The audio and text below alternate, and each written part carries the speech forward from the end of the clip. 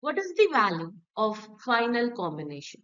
Whereas in the question there is a detail about the connection combination. A wire of length L is having a resistance of 100 ohm is divided into 10 equal parts. So here we can say the resistance of each part will be equal to 100 divided by 10, which will be 100 ohm there.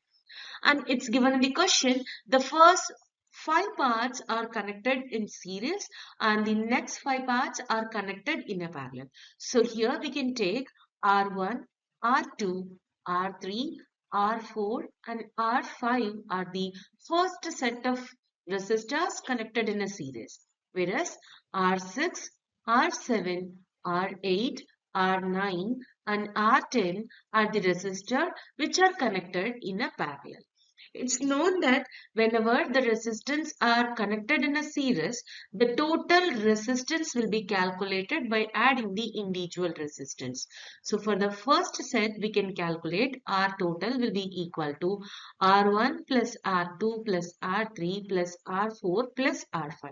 So we calculated that each part will have a resistance of 10 ohm. So here RT will be equal to 5 times of R because everything is having a same resistance value. So we can say it will be equal to 50 ohm.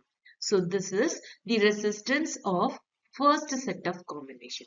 Whereas in the second set of combination, all are connected in a parallel connection. So it's known that the parallel resistance, total resistance can be calculated as 1 over R1 plus 1 over R2 plus 1 over R3 plus 1 over R4 plus 1 over R5. So here also everything is having a same amount of resistance. So we can write 1 over 10 plus 1 over 10 plus 1 over 10 plus 1 over 10 plus 1 over 10, which will be equal to 5 over 10, or else we can say it's equal to 1 over 10. So this is a value of 1 over Rp. So here we have to calculate only the total resistance in a parallel connection. So which will be equal to 2.